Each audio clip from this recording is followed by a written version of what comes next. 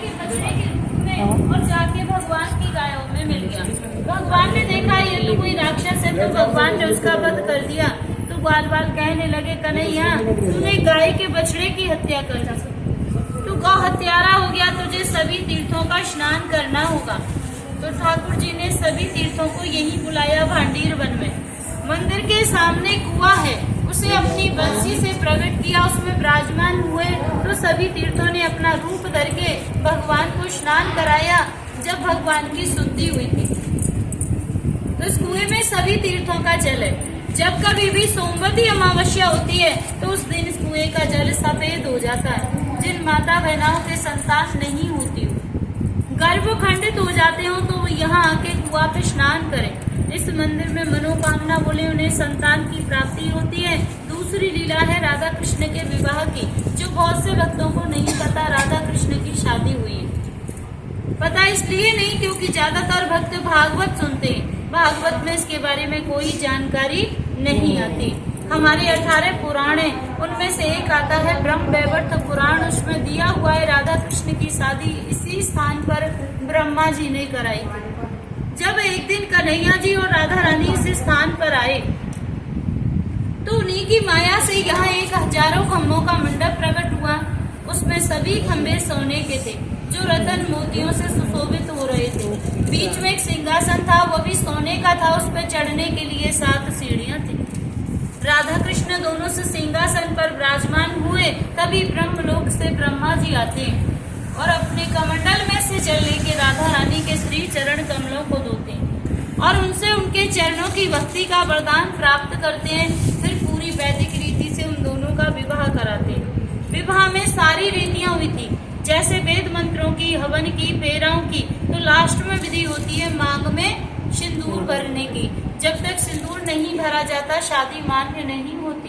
तो जब ब्रह्मा जी ने कान्हा जी के हाथों से राधा रानी की मांग में सिंदूर भरवाया, तो यहाँ उसी छवि के दर्शन है। यहाँ पे ठाकुर जी राधा रानी की मांग में सिंदूर भरते हुए, हाथ देखो ठाकुर जी का राधा रानी के सिर के ऊपर है, चुटकी बनी हुई है हाथ में इस तरीके से। ये पूरे विश्व का एक ही मंदिर है जो भगवान के शादी के दर्शन है। नहीं तो जहाँ भी दर्शन करोगे बंसी बजाते हुए करोगे।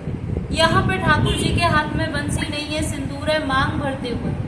सिंदूर भरने के बाद में जो ब्रह्मा जी थे वो ब्रह्मलोक को चले गए, जो देवी देवता थे देवलोक को चले गए, जो उनकी माया से मंडप प्रकट हुआ था वो भी यहाँ से अलोप हो गया। तीसरी लीला है, एक दिन राधे कृष्ण भांडीर वन में भ्रमण कर रहे थे, तो कन्हैया जी कहने लगे, हे राधे, ये हमारा तुम्हारा निकुंज वन है, हमारी तुम्हारी कुंजों की लीला हुई है, इसलिए आज इस वन को प्रसन्न होकर वरदान देता हूँ। जो भक्त यहाँ पे आएगा और इस कुएं पे आचमन करेगा तो उसे 14 अवतार के दर्शनों का फल प्राप्त होगा। कुआं पे स्नान करेगा तो उसके जाने अनजाने के जो भी पाप हैं सब नष्ट हो जाएंगे। मंदिर में बैठ के कोई मनोकामना बोलेगा तो उसकी मनोकामनाओं को पूरी करूंगा। या फिर कोई भक्त यहाँ पे एक रात्रि निवास करेगा, कुआं पे स्नान करेगा, ठाकुर जी के दर्शन करेगा तो उसे गौलोक की प्राप्ति होगी। भांडीर वन में बैठ के कोई चीज खाएगा तो उसे इंद्रलोक की प्राप्ति होगी। या यहाँ पे कोई गौदान करेगा तो उसकी 73 पीढ़ियों का उद्धार होगा।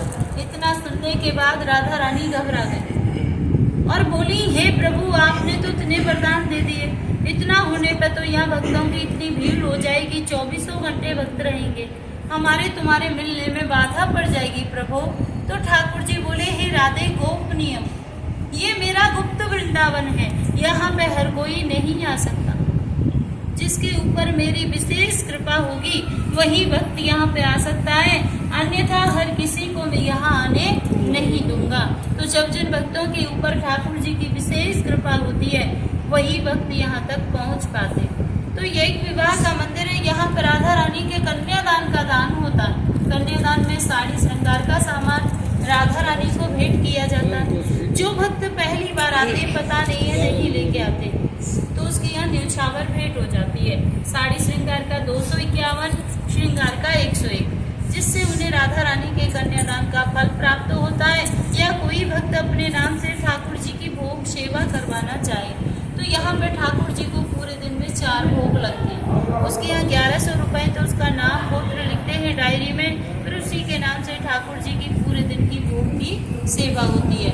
एक यहाँ पे हम ब्रिजवासियों से ठाकुर जी ने भिक्षा मांग के खाई है मधुकरी।